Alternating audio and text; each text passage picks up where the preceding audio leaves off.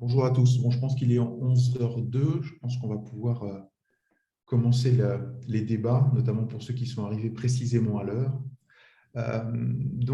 Merci d'être avec nous ce matin autour de ce débat donc, sur l'ouvrage d'Alain Grandjean et Julien Lefournier sur l'illusion de la finance verte. C'est un ouvrage qui a été publié à un moment, enfin qui est publié à un moment qui est très important à double titre. D'abord, on a une très forte croissance de ce qu'on appelle la finance verte, notamment poussée par les réglementations françaises et européennes, mais surtout dans un contexte où on se rend compte que les urgences, qu'elles soient climatiques ou de perte de biodiversité, se font encore toujours plus présentes. Les événements des derniers mois étaient particulièrement d'ailleurs alarmants. On a eu des records de chaleur au Canada, en Sibérie. On a eu des épisodes météorologiques qui ont été amplifiés, qui ont provoqué parfois des inondations, parfois des sécheresses, des incendies. Et puis on voit la poursuite de la déforestation qui continue. Donc on est dans un contexte un peu alarmant, très clairement, peu réjouissant. Le rapport du GIEC qui est sorti cet été n'est pas là pour nous rassurer non plus. Et puis on voit la question des points de bascule, notamment un sujet qui est de plus en plus médiatisé. Donc, c'est un contexte dans lequel ce livre sort comme un livre dans la mare, si on peut dire. Avec un titre qui est clairement provocateur, l'illusion de la finance verte, en tout cas dans un environnement d'investisseurs responsables qui essaient de bien faire leur travail. Et le fait qu'il soit porté par une personnalité comme Alain Grandjean, qui est à la fois le cofondateur de Carbone 4, mais aussi le président de la Fondation Nicolas Hulot, ça nous incite, nous, le FIR, à se dire qu'il faut vraiment qu'on organise un débat autour de cette question. On est un forum, donc c'est bien notre rôle aujourd'hui. Alors, je vous remercie d'abord Alain Grandjean d'être là, naturellement, mais aussi Jean-Jacques Barbéris d'Amundi qui a accepté d'avoir ce rôle de discutant, qui n'est pas forcément un rôle simple, mais qui est extrêmement intéressant et nécessaire pour nous. Donc, vous signalez également que ce débat a été organisé en partenariat avec RSE Data News, et je tiens à remercier Aurélie Véronneau qui va animer les échanges ce matin. Et Aurélie, je vous passe la parole tout de suite. Merci beaucoup Grégoire. Donc merci à nos deux panélistes et puis merci à tous de nous écouter aujourd'hui. Comme l'a dit Grégoire, le point de départ, c'est effectivement le livre L'illusion de la finance verte, coécrit par Alain Grandjean et Julien Lefournier, et donc qui a été publié en mai dernier aux éditions de l'Atelier. Voilà, c'est le point de départ, je vous propose de commencer peut-être en introduction, de revenir sur le pourquoi de ce livre. Alain Grandjean, est-ce que vous pouvez nous expliquer pourquoi avoir écrit L'illusion de la finance verte? Quel était votre objectif en publiant cet ouvrage? Bonjour à toutes et tous. Merci d'abord au FIR et à RSE Data News, et merci aussi à Julien Lefournier, dont j'aurais bien aimé qu'il soit avec moi, puisqu'on est deux à écrire ce livre. Merci beaucoup à Jean-Jacques. Très content qu'on ait cet échange. Je suis certain qu'il sera utile aux uns et aux autres. Donc, quand on fait un bouquin à deux, la première chose qui est la cause du livre, c'est la rencontre. Et j'ai rencontré Julien parce que j'avais été très frappé par un article qu'il a écrit avec Ivar Eklund sur les obligations vertes. Ivar Eklund, je rappelle, c'est l'ancien recteur de Dauphine, c'est un mathématicien extrêmement reconnu. Et cet article était vraiment passionnant pour moi. Il montrait les limites de la caractérisation en tant que telle d'une obligation verte, parce que c'est vraiment distinct d'une obligation lambda. C'est un débat qu'on aura peut-être tout à l'heure sur Maltan, parce que c'est un peu technique. J'ai trouvé ça intéressant parce que c'était précisément fait par, d'une part, un matheux qui a beaucoup de recul sur ces actions, sur ces activités-là, et d'autre part, par Julien, qui a passé une grosse partie, même l'essentiel de sa carrière jusqu'à ce jour, dans le monde bancaire, et qui connaît bien en particulier les produits financiers comme ces obligations.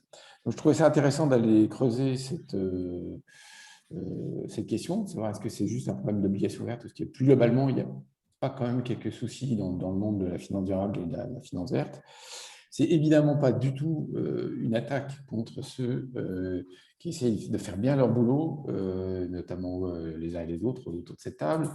C'est pas du tout une attaque anonyme, c'est pas du tout un désespoir de se dire ceux qui font le mieux de leur travail pour faire rentrer le climat, la biodive, la nature dans la finance. En fait, ce qu'ils font, ça sert à rien. C'est pas du tout ça le sujet. C'est pas non plus un plaidoyer pour Milton Friedman qui consiste à dire en fait, bon, allez, on arrête les conneries. on revient au basique, le capitalisme il fonctionne tout seul, il ne faut surtout pas mettre de la RSE là-dedans, donc ce n'est pas ça.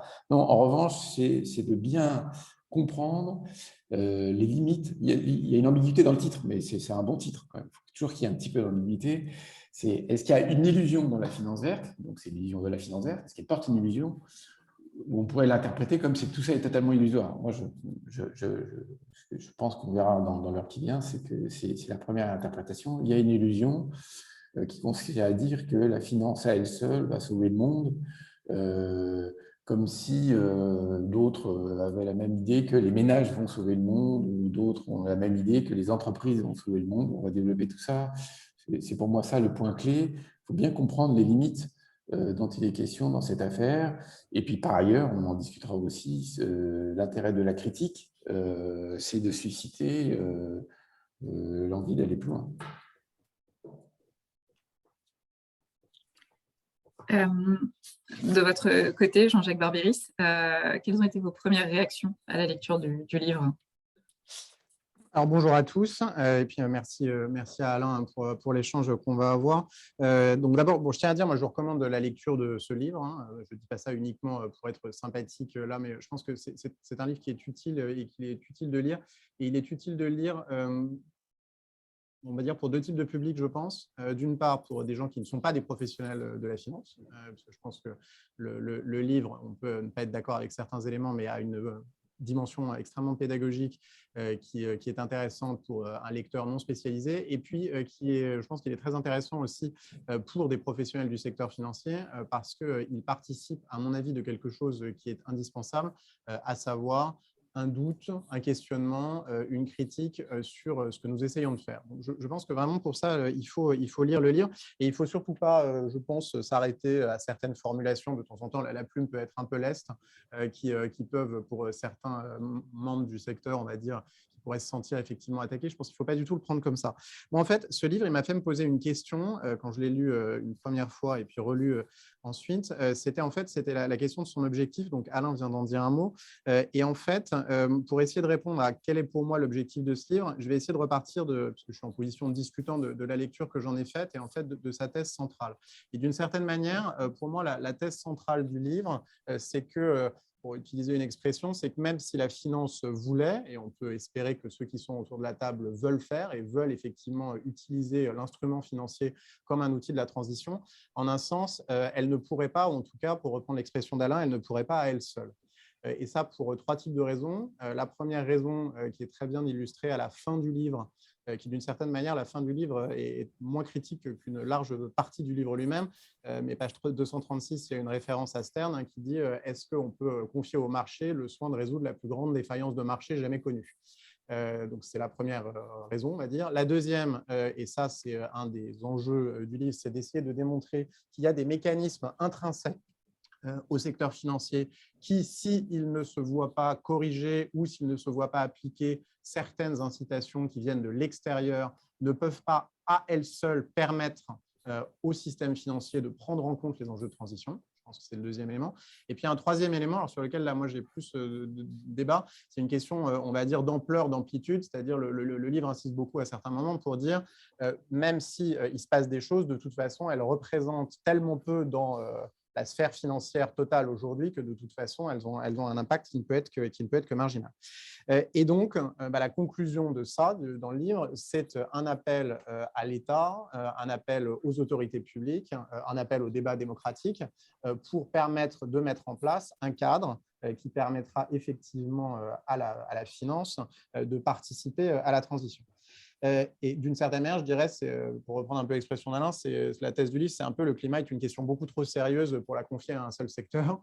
Et il ne faut surtout pas s'imaginer, et là, il peut y avoir une illusion, qu'à elle seule, la finance va régler le problème.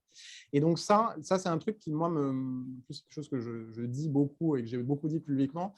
Le livre, pour moi, il pointe quelque chose qui est très important, c'est-à-dire il pointe un danger, qui est un danger que le politique se décharge au profit d'un secteur de ce qui est de sa responsabilité première. Et là, je vais prendre un exemple que je trouve très frappant dans le livre, qui est un exemple je trouve très bon. Dans le livre, Alain Grandjean et Julien Le Fournier écrivent il y a de plus en plus de désinvestissement de certaines sociétés financières dans le charbon, mais fondamentalement, il ne faut pas vendre les centrales à charbon, il faut les fermer. Je trouve que c'est une excellente manière de montrer la limite de ce qu'on peut faire et là où le politique, d'une certaine manière, doit reprendre ses droits, parce qu'effectivement, je pense qu'il n'appartient à aucun secteur, que ce soit le nôtre ou un autre, de déterminer ce qui est interdit ou ce qui ne l'est pas. Je pense que ça, en effet, c'est du ressort, parce que si on pense ça et si on se décharge de ça sur un secteur privé, quel qu'il soit, moi, ça me pose un énorme problème démocratique. Et je trouve que là, le livre est vraiment important parce qu'il dit attention à ne pas laisser croire qu'effectivement, ça va se faire tout seul, que l'intervention du politique n'est pas nécessaire et donc, d'une certaine manière, soyons tranquilles. Et s'il y a une illusion dont il faut se départir, c'est d'une certaine manière l'idée que mécaniquement, ça va se faire tout seul. Et en fait, ce que le livre démontre, c'est qu'on risque, ce faisant, de participer à une forme de tête dans le sac collective qui est quand même une réalité objective aujourd'hui. Donc, je trouve que pour ça, le livre est vraiment utile et vraiment intéressant. Après, on peut avoir un certain nombre de nuances, mais après, je pense qu'on va venir dans le débat. Donc, moi, j'en ai 3. Alors, il y a un peu la forme à certains moments. Donc, encore une fois, j'invite les acteurs qui essaient de faire correctement leur boulot là-dedans, de ne pas s'arrêter à certaines formulations. Je pense qu'elles sont là plutôt pour nous secouer un peu et nous obliger à réfléchir. Néanmoins, il y a des moments où on peut se dire qu'il y a quand même là-dedans des gens qui sont sincères. C'est la première chose. La deuxième, ça c'est bien expliqué dans le livre à un moment, mais il y a quand même une question sur c'est quoi la finance, c'est quoi ce terme générique. Et d'une certaine manière, j'aurais peut-être une petite nuance sur le périmètre, c'est-à-dire le livre, par exemple, traite beaucoup de la question des obligations vertes, sur laquelle on peut revenir, mais d'une certaine manière, pour moi, c'est un tout petit sujet à l'intérieur de l'ensemble de la sujet de la finance responsable. Et il y a plein d'objets financiers ou plein de parties de la finance, d'une certaine manière, qui ne sont pas traitées là-dedans, notamment le financement de tout ce qui est actifs réels, le financement des infrastructures, par exemple, où il y a des choses, à mon avis, qui auraient pu être dites.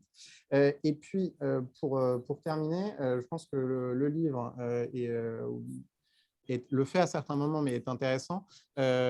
Pour ça, il montre les limites intrinsèques aussi au secteur financier. C'est aussi utile de montrer qu'il y a des limites intrinsèques à d'autres endroits. Et le livre le fait à certains moments en montrant les limites du politique lui-même sur ce type de sujet. Et ça, je pense que c'est un élément qui aurait peut-être pu être un peu plus développé sur la fin. Voilà, c'est pour répondre à ta question, Aurélie. Moi, c'est un peu ce que j'ai retenu de ce livre à sa lecture, à la fois comme praticien, aussi comme citoyen, parce que je pense que c'est un livre qui s'adresse à la fois aux praticiens et aux citoyens.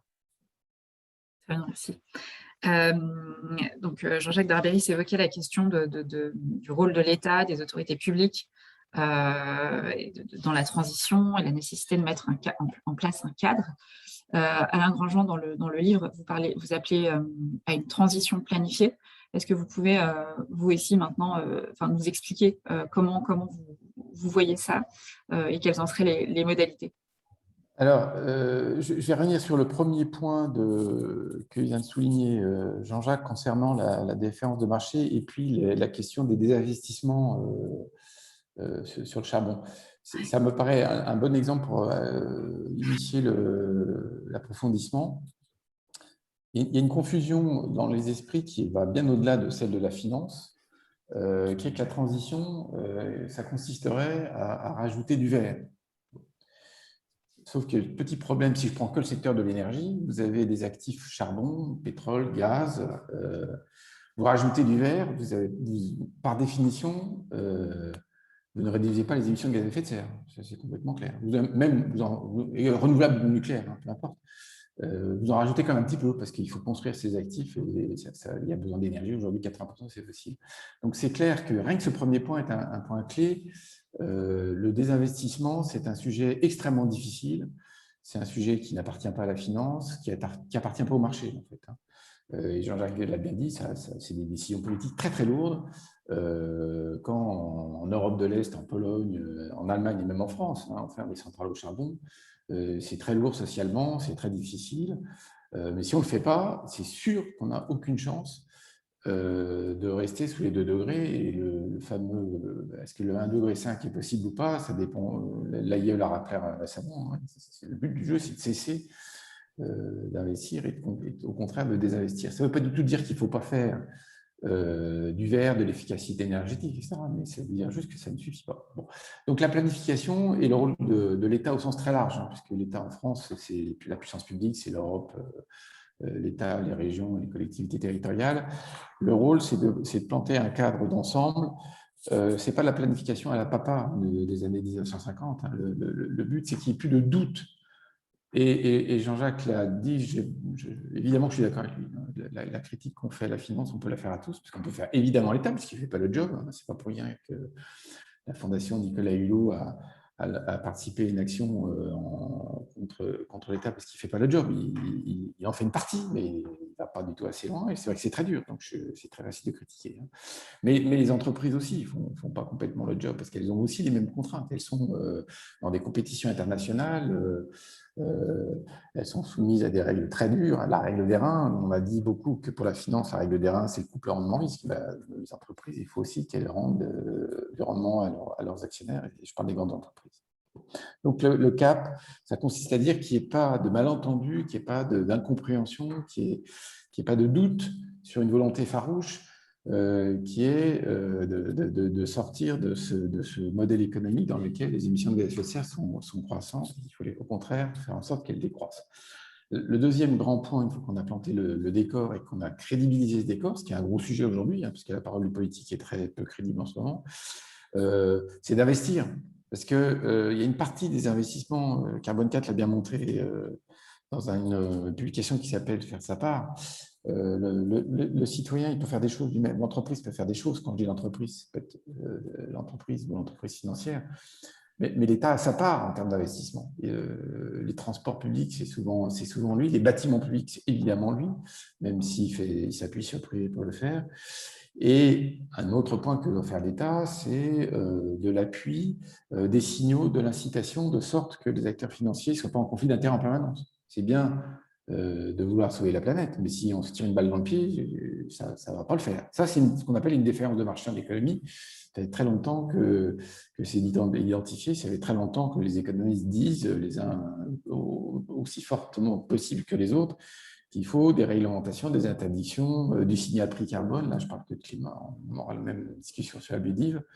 Et ça, c'est le job de l'État. Il a du mal à le faire parce que c'est compliqué, ça crée des tensions, des pertes d'habitude, éventuellement, ça déplace du pouvoir d'achat.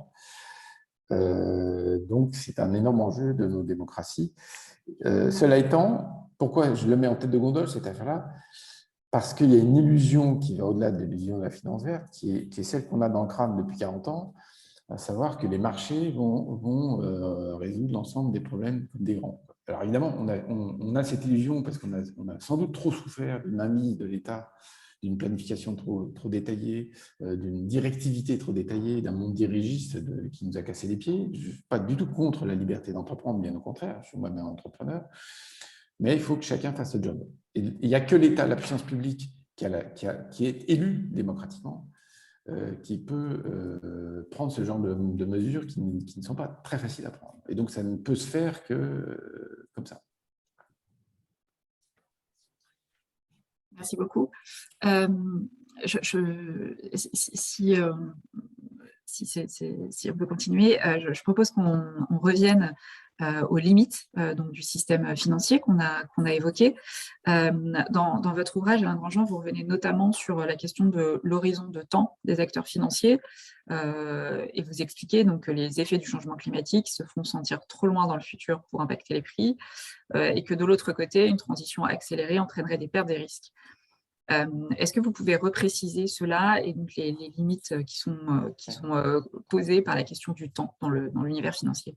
Oui, je vais répondre par deux moyens. Le premier moyen, c'est de rappeler le discours de Marc Carnet. Tout le monde le connaît, mais quand même, c'est Marc Carnet en 2015 qui rappelle ce qu'il a appelé la tragédie des horizons. La tragédie des horizons, c'était un clin d'œil à la tragédie des communs qui est très, très connue. Enfin, ces deux tragédies sont bien connues des économistes, un peu moins des opérationnels.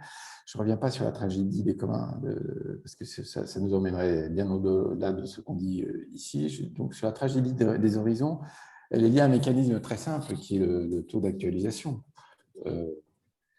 Entre nous, soit dit, c'est aussi une des raisons, j'aurais peut-être dû le dire tout à l'heure, c'est que le garant du moyen long terme, le garant des générations présentes et futures, c'est quand même, par définition, forcément, l'État. C'est la seule invention publique qui est presque éternelle, on a dit. Hein. L'État peut faire défaut.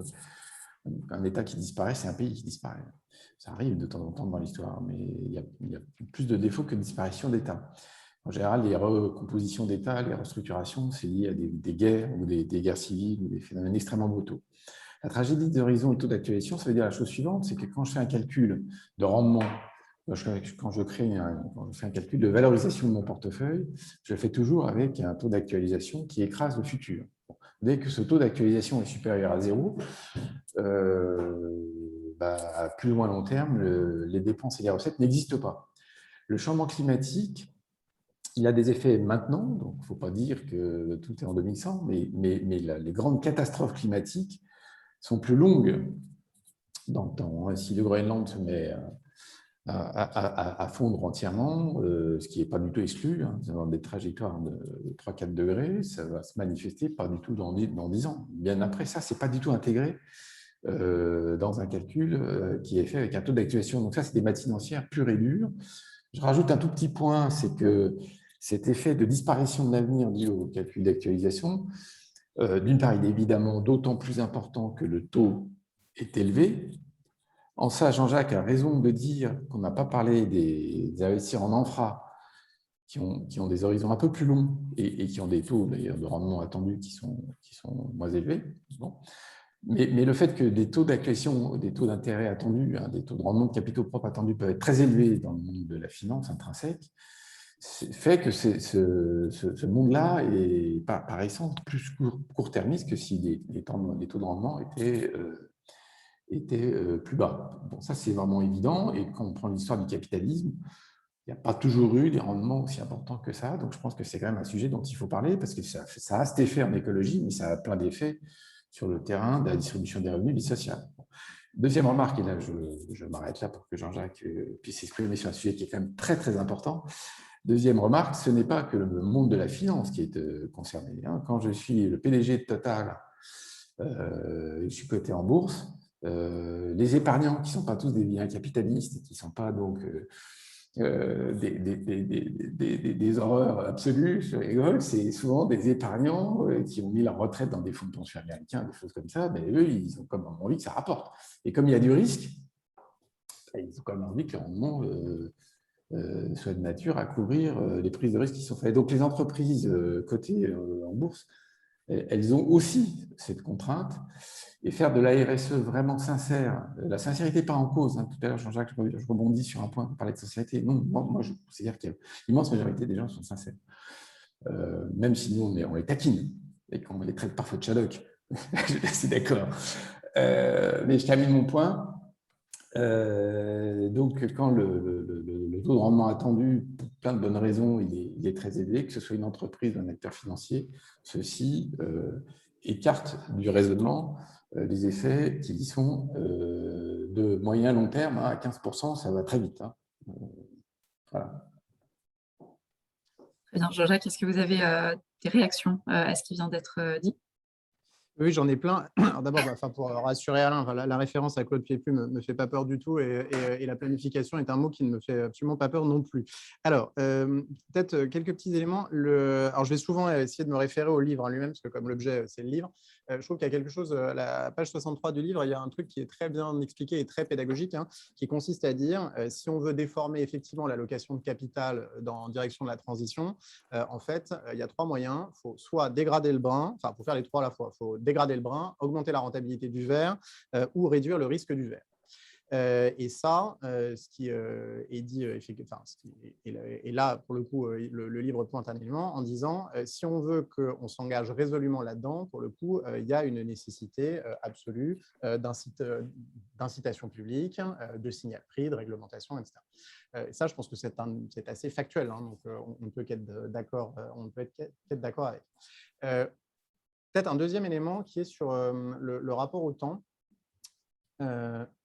Alors, donc en effet, il y a différents types d'horizons d'investissement pour les investisseurs, mais néanmoins, en effet, le livre pointe quelque chose qui, je pense, est pour moi assez fondamental et qui est assez profond sur ce qu'on estime être le rôle du marché ou ce qu'est le marché.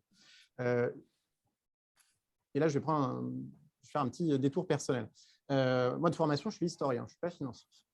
Je me suis intéressé aux questions économiques et financières pour une raison, c'est parce que quand on est historien, on s'intéresse au passé, mais on s'intéresse aussi fondamentalement à la manière dont les sociétés projettent leur avenir.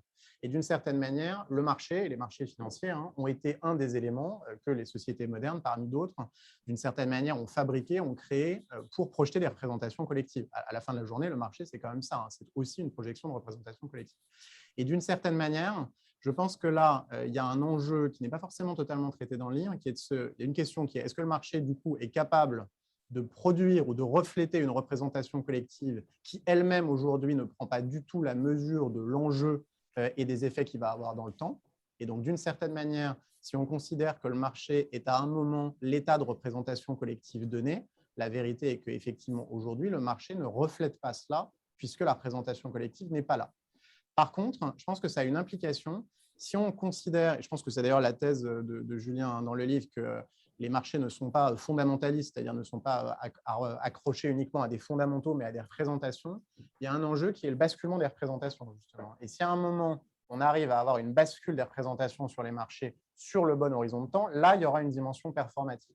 Et donc, en un sens, le livre participe ou peut participer, à mon avis, à une forme de pédagogie, ou terme que j'aime bien utiliser, de bataille culturelle, pour s'assurer qu'effectivement, la représentation collective s'impose sur le marché. Et d'une certaine manière, c'est un peu ce qu'on commence à voir, alors, timidement sans doute, mais on commence à avoir l'effet de ces représentations qui s'imposent progressivement sur les prix, avec des petits effets sur les prix qu'on commence à voir. Je pense qu'il y a un enjeu autour de ça. Troisième élément, et c'est un élément dans le livre que j'ai trouvé très intéressant pour les acteurs financiers que nous sommes, c'est la question du changement climatique comme risque. Le livre pointe un truc que je trouve extrêmement intéressant, qui consiste à dire que le changement climatique n'est pas un risque. C'est quelque chose qui va advenir. D'abord, qui est déjà là, premièrement, et deuxièmement, c'est quelque chose qui va advenir.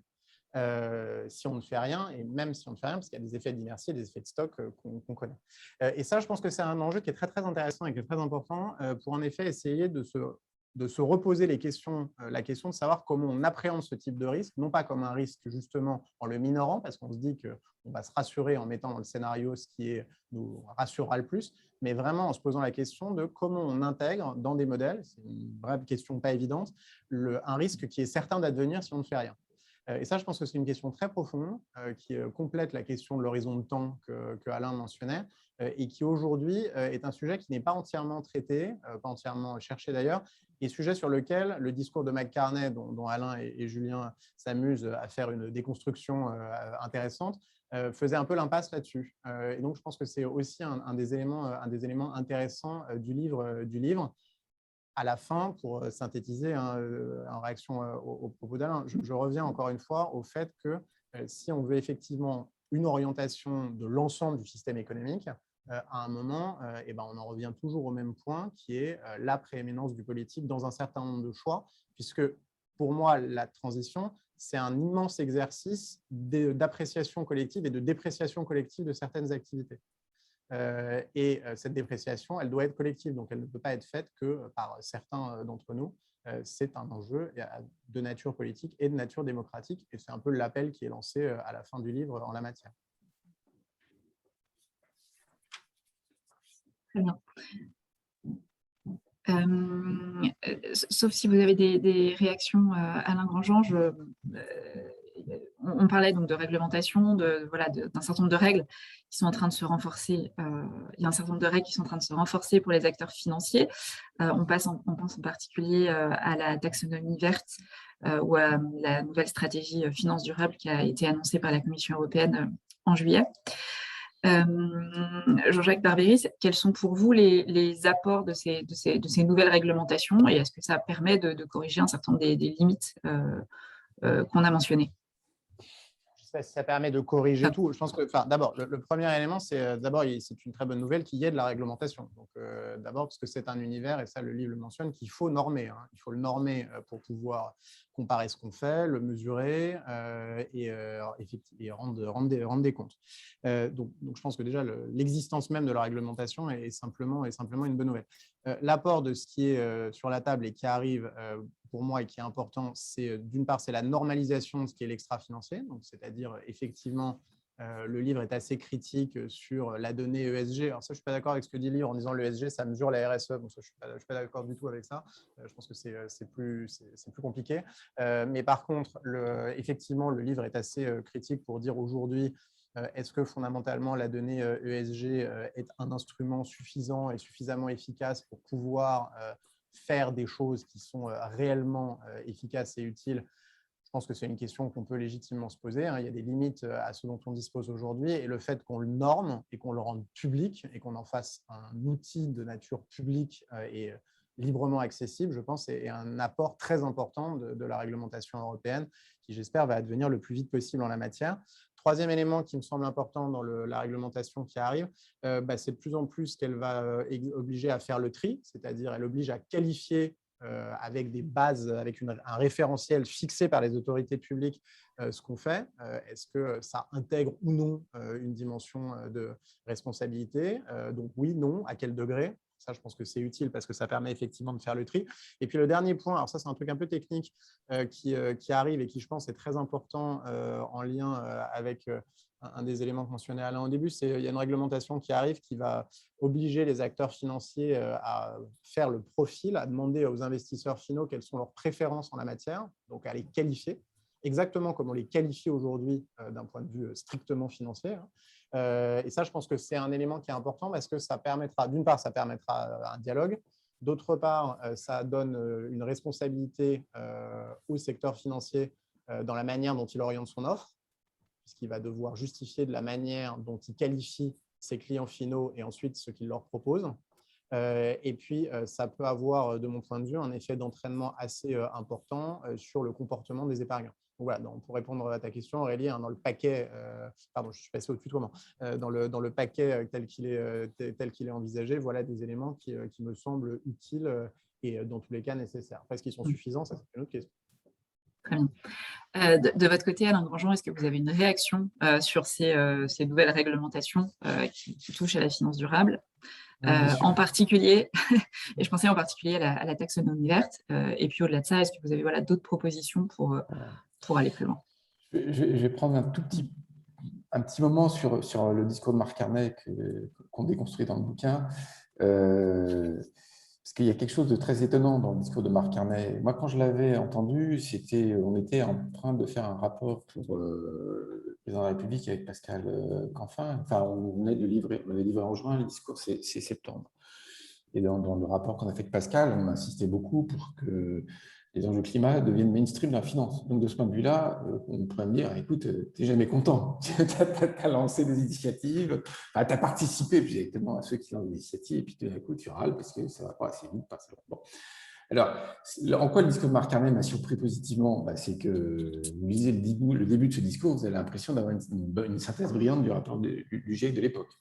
Le gars, il avait pris le temps de bien se renseigner, et c'était important parce qu'il avait un pouvoir d'influence et de communication considérable. Le président du Conseil de stabilité financière, il parlait vraiment à tout le monde. Donc, c'était vraiment une très bonne chose. Ça a permis à ce monde-là de comprendre qu'il y avait un truc qui s'appelait changement climatique.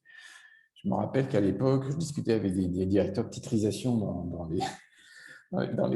certaines banques, je ne dirais pas les noms, ils disaient gaz à effet de serre, de quoi vous me parlez, mélanger tout. Enfin, bon, donc, ils ne savaient même pas que ça existait. Donc ça, c'est vraiment bien, c'est le côté très positif.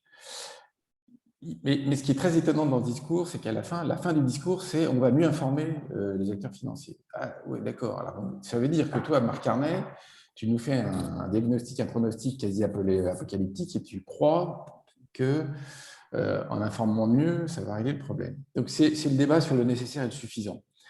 À l'époque, je n'ai pas râlé du tout, dans ma tête, parce que de toute façon, que je râle, tout le monde s'en fout, mais dans ma tête, je n'ai pas râlé parce que je dis, c'est vrai que c'est nécessaire.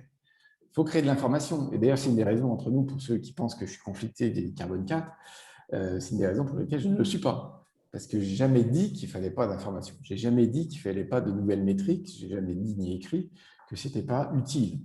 Donc, là-dessus, on est bien d'accord. On est bien d'accord que des acteurs financiers qui ne manipulaient que des euros, des dollars et des machins, il faut bien qu'ils commencent à manipuler des métriques qui ne sont pas monétaires, qui peuvent être un jour monétarisables, ça c'est un autre débat. Et donc, l'extra-financier, moi je suis évidemment, je suis un des acteurs de la production de data extra-financière. Je ne vais pas commencer à dire que ça ne sert à rien. Bon. Le point, simplement, c'est que c'est ça qui était surprenant dans le discours de Marc Carnet, c'est que ça donnait quand même à penser, on avait un peu l'impression que ce qu'il voulait dire aussi, c'est qu'une fois que les marchés sont bien informés, le problème est résolu, ce qui n'est vraiment pas vrai. Et c'est la même nuance que celle qu'on peut dire, que j'aurais envie de dire sur la représentation collective. C'est vrai que les marchés sont à la fois fonctionnent en fonction de représentation collective et produisent de la représentation collective, c'est complètement vrai ça. Mais penser croire que le marché, dans son fonctionnement, parce qu'il y a des évolutions de représentation collective, ça va faire en sorte que ça aille assez vite par rapport aux enjeux, c'est ça qui est une autre manière de dire l'illusion, et une autre manière de le dire par rapport à l'information, c'est que si l'information elle est nécessaire, elle ne suffit pas, vous pouvez… Et aussi parce qu'on n'est pas tous des good guys, là. Hein. Donc là, j'imagine que au forum de la gestion responsable, on est tous des gens sincères, convaincus, etc. Mais désolé, il y a d'abord des acteurs financiers dont on ne parle pas trop dans le bouquin, mais qui ne sont pas du tout, ou très peu réglementés, et qui se foutent complètement de ces sujets de responsabilité. Ils s'en foutent complètement. Ce qui les intéresse, c'est leur portefeuille à la fin du mois, ou même dans les 3 jours qui viennent.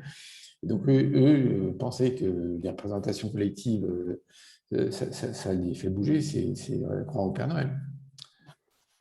C'est le même débat, hein, pour prendre l'exemple sur les centrales au charbon, c'est le même débat qui consiste à dire on va pousser les banques à désinvestir en termes financiers du secteur, très bien, fine. Sauf que s'ils ont une contrepartie qui achète, parce qu'elle se fout complètement du changement climatique et qui dit il y a de la rentabilité à faire, ben ça ne ferme pas les centrales au charbon. Donc c'est sympa, c'est utile parce que ça participe de ce qu'on vient de dire, de la représentation collective.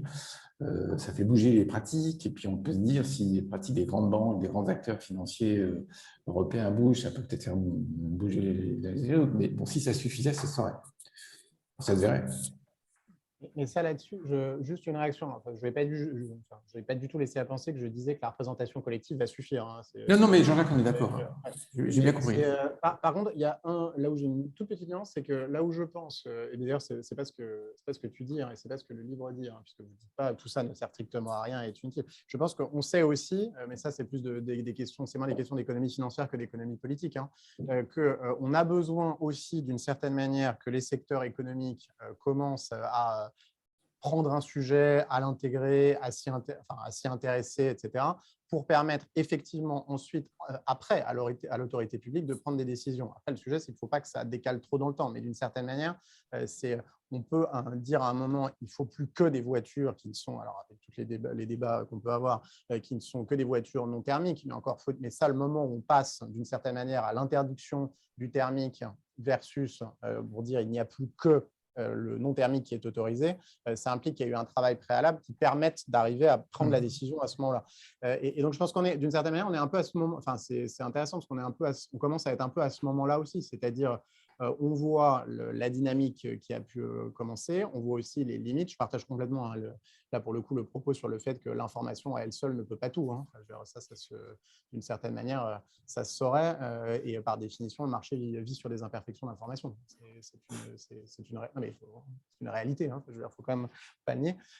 Et je trouve qu'il y a une question un peu dans la dynamique. On sait qu'on a aussi besoin qu'un secteur commence à avancer pour ensuite permettre aux politiques de prendre les décisions qui sont nécessaires. Et il y a un peu cet élément-là, à mon avis, qui est important aussi à prendre en compte dans l'évaluation de là où on en est sur le sujet dans le secteur financier. Oui, juste un point, Aurélie, si vous me permettez. Tout petit point sur l'industrie automobile, parce que c'est un assez bon exemple. Évidemment que je suis d'accord sur le côté itératif, c'est-à-dire que si les entreprises sont complètement plantées, l'État peut dire ce qu'il veut, il ne se passera rien. Donc, c'était typiquement ce qui s'est passé au moment du Grenelle de l'environnement. Les entreprises des BTP nous disaient c'est sympa, vous allez mettre des réglementations thermiques très fortes. Bon, on n'est pas foutu de faire ceci de manière efficace, et donc on ne va jamais y arriver. Bon, sauf que dans le domaine de l'industrie et du bâtiment, il y a eu un couple vertueux qui est on met des réglementations. Il y a quand même le secteur automobile, c'est un secteur qui est normé, mais pas juste en termes d'information. C'est ça, il faut bien faire attention. On ne dit pas juste exprimer le gramme CO2 par kilomètre de vos véhicules. On leur dit mettez-vous sur cette pente. Et si vous n'y êtes pas, vous allez voir, à la fin de la récré, vous allez prendre des grosses amendes dans la tête. Donc c'est ça la différence entre juste demander de l'information et être un peu exigeant sur les pratiques. Ce qui s'est passé, c'est qu'avec le Dieselgate, il y a eu une prise de conscience collective. C'est là où le ménage et les publics sont vraiment importants, les ONG, enfin, tout ce monde-là qui a révélé ce grand scandale, ce qui a durci encore le comportement, mais qui a aussi fait comprendre aux acteurs qu'il fallait vraiment prendre ça au sérieux. Bon. Et du coup, il y a des dizaines de milliards de dollars et d'euros qui sont investis dans des voitures non thermiques et dans des motorisations, ce qui fait que maintenant, ça permet de mettre encore un peu plus de pression et d'annoncer des horizons de temps. Et à mon avis, on va se terminer sur un 2030 parce que il y a une telle compétition internationale sur ça. Donc, c'est ce genre de dynamique auquel moi je pense quand je pense au monde de la finance, et c'est bien cette analogie, parce qu'on voit bien que donner de l'information, obliger les acteurs à informer, ce n'est pas la même chose que créer une contrainte dont les acteurs, au début, ne veulent pas trop, parce que c'est emmerdant d'avoir des contraintes. Hein. Réduire les univers de gestion et de décision, c'est toujours attaquer quelque part un peu de rentabilité, forcément. Je me rappellerai toujours de la discussion avec un directeur d'achat d'une très grande entreprise industrielle. Je lui ai dit, essayez d'acheter plutôt de l'alu bas carbone, de l'alu recyclé, des choses comme ça. Il m'a dit, vous rigolez, moi, ma performance achat, elle dépend de la taille de mon univers d'achat. Point. Tant que la direction générale et l'ensemble du système ne crée pas d'obligation, il ne va pas le faire. Donc, les acteurs financiers, dans un premier temps, ils ralochent, comme l'industrie automobile a râlé, puis à la fin, c'est la vie. C'est comme ça. C'est comme dans le domaine de la sécurité des travailleurs, les conditions de travail, la santé au travail. Au début, personne n'est content, puis à la fin, ça rentre dans les normes sociales. Donc, tout le but, là, c'est que tout ça devienne des normes sociales. Mon propos était juste de dire que les normes sociales se construisent à la fois par de la bataille culturelle, comme l'a dit Jean-Jacques, mais à la fois aussi par des interventions qui sont parfois un petit peu lourdes. Merci. Je vous propose qu'on en vienne à la deuxième partie du livre où vous évoquez les produits de la finance verte. Vous exprimez, Alain Grandjean, des doutes sur la couleur des obligations vertes. Est-ce que vous pouvez nous réexpliquer, nous rappeler ce que vous entendez par faille du narratif vert?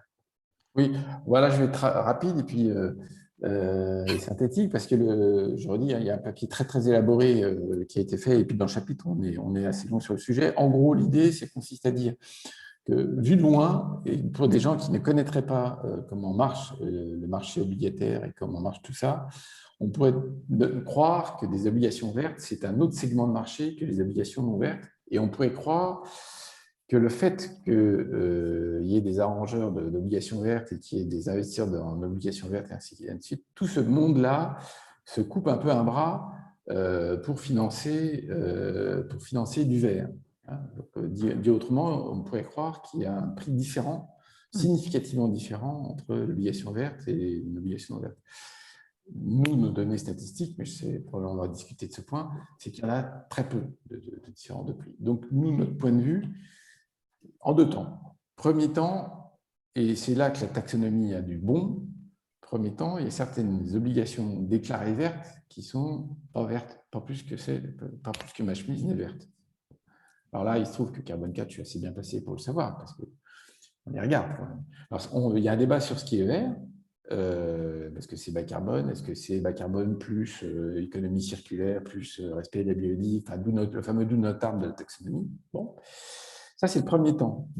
Face à ce premier temps, il n'y a pas de débat pour moi que la taxonomie verte a de l'intérêt, parce qu'elle va permettre tu l'as dit tout à l'heure, Jean-Jacques, hein, avec ton vocabulaire, avec tes mots, ça va permettre de faire le tri. De faire le tri. C'est comme ça que tu as appris. Bon. Et donc, ça, c'est vraiment très utile à la fois pour les épargnants finales, qu'ils soient des ménages ou des investisseurs, pour être sûr. Bon, il faut des labels et ça coûte. Donc, il y a quand même un petit prix là-dedans. Il faut faire un effort pour arriver à démontrer que c'est là. Mais le deuxième temps, c'est qu'on pourrait croire que s'il y a des obligations vertes, c'est que la finance verdit l'économie. Ça, je n'y crois pas du tout. C'est-à-dire, je pense que si un acteur comme la SNCF, Engie et d'autres émettent des obligations vertes, bon, ils émettraient des obligations non vertes de la même manière, dans les mêmes conditions. Et s'ils peuvent en émettre des vertes, et si elles sont vraiment vertes, c'est-à-dire cohérentes avec la taxonomie, c'est qu'ils ont réalisé des investissements qui sont de cette nature et qu'ils les financent. Mais ce n'est pas le fait d'avoir envie d'émettre des obligations vertes qui leur fait faire des projets verts. Les projets verts, ils existent. Donc, c'est ça le point. Alors, moi, je termine là-dessus parce qu'au départ, j'étais assez d'accord avec Pascal, qui avait demandé, suggéré que l'État émette un green bond, et puis on écrit un peu ce truc-là dans le bouquin. La raison pour laquelle, là-dessus, j'ai un petit peu changé, c'est que je pense que pendant un certain temps, il était très utile que le monde de la finance qui découvrait l'existence du sujet climat, c'était important que ce monde comprenne que ça existait vraiment, pour de vrai.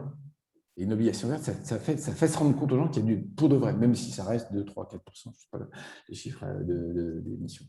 Et moi, mon point de vue, c'est pour ça qu'on écrit le bouquin aujourd'hui avec Julien, c'est que ce temps est venu. C'est bon, quoi. Tout le monde a compris qu'il y avait un problème climatique. Voilà, je m'arrête là. Sur ces points, Jean-Jacques, est-ce que vous avez des réactions?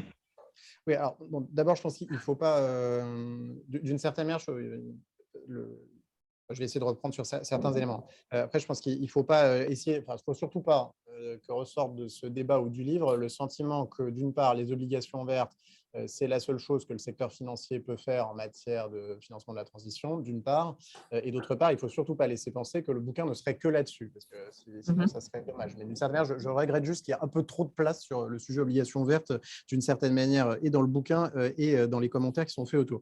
Alors après, qu'est-ce que dit le livre, hein, si on est factuel, les critiques qu'il adresse à l'instrument. Et je comprends pourquoi, hein, d'ailleurs, Alain a choisi cet instrument-là d'une certaine manière, parce que comme son objectif, c'est un peu d'aller attirer l'attention et vous secouer tous un peu collectivement, d'une certaine manière, il a pris en bon français le flagship un peu des produits sur le sujet pour trader. Bon, en fait, fondamentalement, le livre dit d'abord ce qui est mesuré par une obligation à la fin de la journée, c'est toujours un même risque qu'un risque émetteur.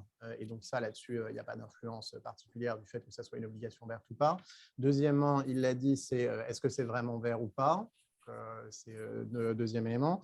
Troisième élément, est-ce qu'il y a une additionnalité ou pas associée à une obligation verte? Et quatrièmement, est-ce que donc à la fin de la journée, tout ça a un effet sur les prix?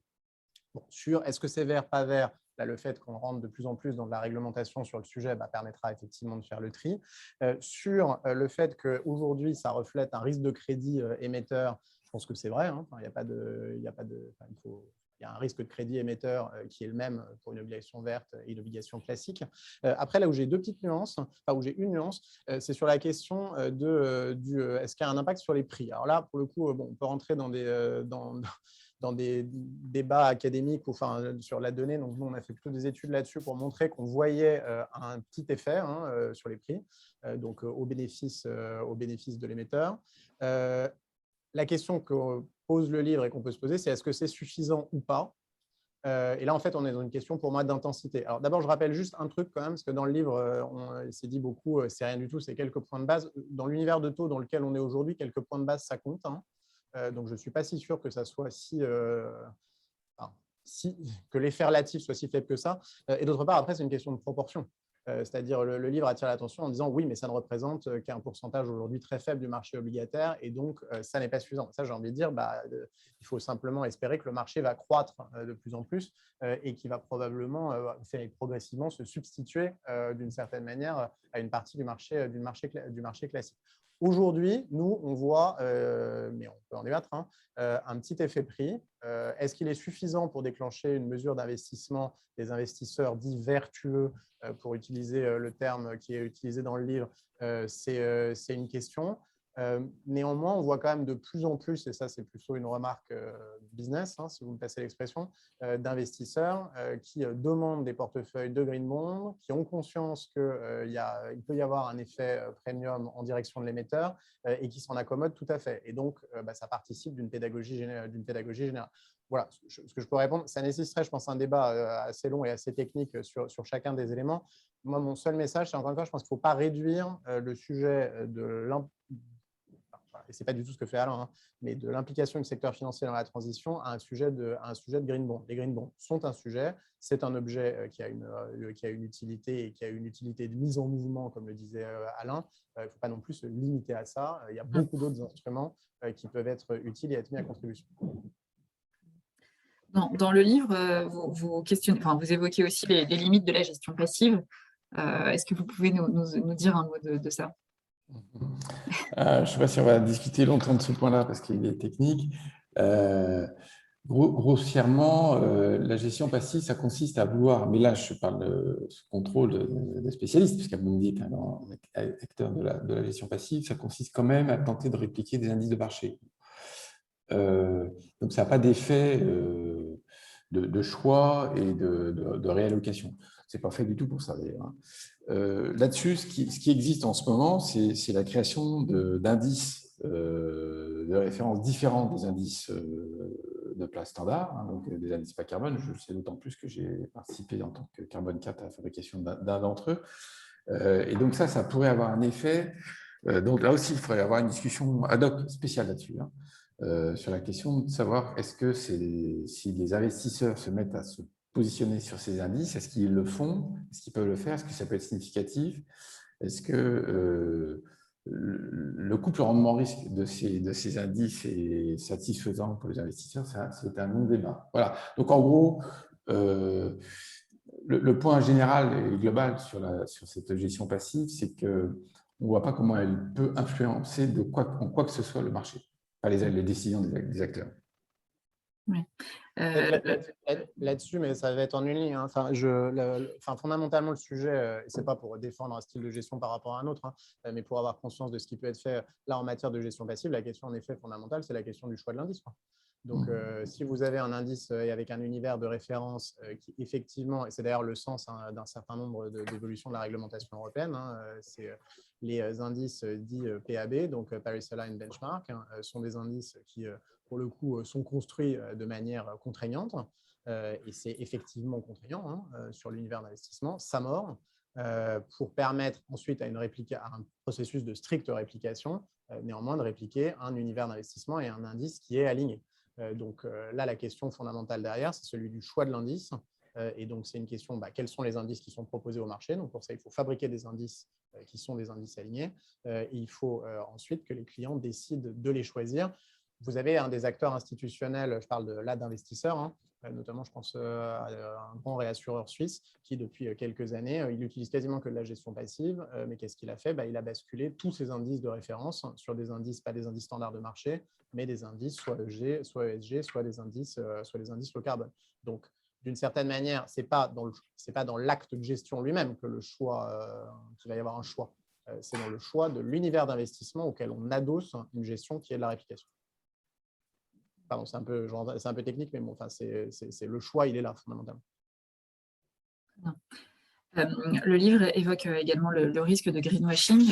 C'est un sujet que on ne peut pas ne pas mentionner aujourd'hui parce que, du fait de l'actualité, récemment, une enquête a été ouverte auprès de DWS par la SEC suite à une alerte lancée par l'ancienne responsable ESG du groupe de gestion d'actifs.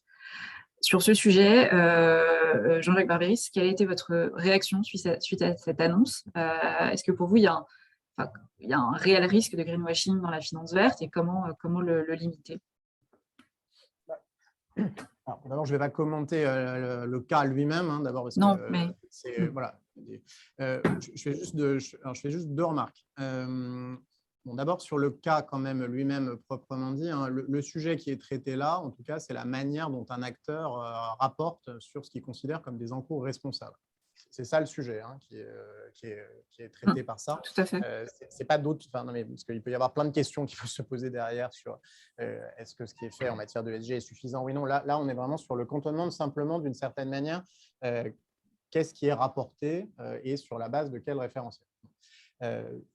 Point 1. Point 2, Pour le coup, et là je reprends un des propos d'Alain que je trouvais intéressant à un moment, il dit c'est aussi, on voit bien que les secteurs, ils évoluent avec des scandales, des alertes, des enjeux de cette nature. Là, pour le coup, je trouve que c'est pour porter un peu la contradiction avec le livre qui dit, bon, de toute façon, à la fin de la journée, tout ça n'emporte pas de conséquences majeures pour les acteurs du système financier parce que l'essentiel, c'est du business as usual. Bah là, on voit bien que ce n'est pas du tout du business as usual. C'est-à-dire que, grosso modo, la perte de cours qui a été enregistrée par l'acteur en question montre que ces sujets-là deviennent extrêmement sérieux, ne serait-ce que si on les regarde que d'un simple vue financier. Hein. Donc, je pense que là où cette affaire-là a une importance, c'est qu'elle démontre que maintenant, effectivement, d'abord, le secteur, il est regardé pour voir s'il fait effectivement ce qu'il dit. Et donc, ça veut dire pour moi qu'on va voir une page où le régulateur va regarder de plus en plus près ce qui est fait par les uns et les autres. Et deuxièmement, on voit bien que effectivement, aujourd'hui, maintenant, c'est un enjeu qui peut devenir très matériel dans la manière dont le marché lui-même apprécie le secteur financier. Et d'une certaine manière, c'est plutôt une bonne nouvelle parce que ça veut dire que ça plaide en faveur d'une attention accrue à ces sujets de la part des directions générales des entreprises concernées. Je ne sais pas si vous avez une question, Alain Grandjean, là-dessus. Oui, non, c'est une réaction rapide parce que je vois l'heure qui file, il est 11h57, voilà. On s'arrête dans 3 minutes, donc ça, je vais prendre une demi-seconde pour dire que s'il y a un risque de bulle verte, il est là. Et Jean-Jacques a eu la gentillesse de dire au début que ce livre était utile, mais c'est clair que c'est aussi utile pour ça. C'est-à-dire, je pense que si les uns et les autres qui sont autour de la table ont envie de faire quelque chose de vraiment important, c'est d'une part dans les entreprises elles-mêmes, dans le monde des acteurs financiers, faire attention à un risque d'emballement, de greenwashing qui peut, mais là on n'a pas le temps d'en débattre, qui peut aussi se profiler dans le cadre de tout ce qui est élargissement des problématiques. C'est-à-dire que la problématique climat, elle a sa métrique, mais dès qu'on commence à faire des problématiques complexes, donc ESG en gros, hein, les risques sont importants de faire prendre des vessies pour des lanternes. Et la deuxième chose qu'il faut retenir, à mon avis, de notre échange, c'est que les acteurs sincèrement engagés dans le monde de l'investissement responsable, ils auraient une responsabilité à exercer une pression sur les pouvoirs publics, de sorte que ces pouvoirs publics mettent en œuvre les régulations, les réglementations, les CAP et autres, qui soient de nature à crédibiliser tout le monde. Il n'y aurait rien de pire, à mon sens, que de rester dans un état stable les acteurs font ce qu'ils peuvent, etc., et on est content. Oui, non, il y a une responsabilité supplémentaire. C'est que si on croit vraiment que ça ne suffit pas, et si on est vraiment responsable, on a la responsabilité d'aller demander des régulations, ce qui est complètement le contraire de ce que pratiquent habituellement les représentants des entreprises, hein, pour ne rien dire de plus. Non. Merci. Alors, on va devoir conclure. Les personnes qui assistent aujourd'hui, qui nous écoutent aujourd'hui, sont en partie, voire majoritairement, des professionnels de la finance durable. Il y a sans doute aussi des étudiants qui voudraient rejoindre cette industrie. Quels seraient, à l'un et l'autre, vos derniers mots pour vos mots de conclusion à l'égard du public? Moi, je viens de répondre, en fait. Hein. Donc, je laisse la parole à Jean-Jacques. Non, mais d'abord, je pense que c'est… il faut prendre ce livre comme, à mon avis, de manière positive, c'est-à-dire comme un appel à collectivement essayer de faire mieux et de faire davantage. Donc, et il ne faut surtout pas que, y compris parfois dans son ton, il suscite une réaction de rejet. Je pense que ça serait dommage. Mais il faut beaucoup plus le prendre comme un appel à essayer de faire plus et à faire davantage. Et après, je pense que moi, j'ai un appel simple qui est à une forme de modestie et d'humilité vis-à-vis du sujet pour les uns et les autres. C'est des sujets qui ne sont pas faciles. On s'aperçoit qu'effectivement, il n'y a pas de solution simple en la matière. Hélas, s'il y en avait une, ça se saurait. Et donc, voilà, il y a une forme d'appel à la sobriété qui est utile, je pense, dans le livre. Et après, je pense simplement collectivement, on a un effort à faire pour faire davantage. Et donc, il faut l'entendre comme tel. Très bien. Merci beaucoup à tous les deux. Merci pour cette heure de débat. Voilà, je crois que pour terminer, Grégoire, vous avez un dernier mot. Merci beaucoup. Merci pour l'échange qui était passionnant. C'est vrai que ce n'est pas classique finalement d'avoir ce genre d'échange. J'espère qu'on aura l'occasion de les renouveler parce que je pense que ça apporte à la communauté. Juste pour vous dire qu'on va revenir sur ce sujet finance verte d'ici quelques semaines avec un autre ouvrage sur la finance verte qui est signé par Julien Silly de l'AMF et Noam Léandri de l'ADEME. Ça sera pendant la semaine de la finance responsable le 8 octobre. Et vous signalez également quelques rendez-vous qu'on a qui arrivent très rapidement, notamment lundi prochain, sur la biodiversité, puisqu'on va publier un cahier commun avec Iceberg Data Lab sur lequel on travaille depuis quelques mois. Et on va faire donc un webinaire lundi prochain à midi, donc avec la participation de Barbara Pompili, du chercheur australien Robert Costanza, qu'on n'a pas beaucoup entendu en France, et je pense que c'est très intéressant de l'avoir avec nous. Et puis, on aura également une conclusion par Bruno David, qui est le président du Muséum d'Histoire naturelle. Et toujours dans ces questions un peu climat, enfin, ce pilier environnemental en particulier, on va également dévoiler le 27 septembre, donc avant la semaine de la finance responsable, les résultats de notre étude sur les Français et l'investissement responsable. Donc là, ça fait lien avec des conversations qui ont été tenues tout à l'heure. Et notamment, on va donc avoir les résultats du sondage et on va parler un peu des biais cognitifs qu'on identifie bien au travers du sondage sur les questions notamment liées au climat. Et puis voilà. Puis, juste vous signaler que ce qu'on vient d'entendre là, de cet excellent débat, sera rediffusé en libre accès sur la chaîne YouTube du FIR puisqu'il a été enregistré. Donc, vous pouvez le réécouter à l'envie. Merci beaucoup à tous. Merci beaucoup. Merci. Au revoir. Merci à tous. Au revoir. Au revoir. Alain. Merci à tous. Au revoir Jean-Jacques, à bientôt. À bientôt.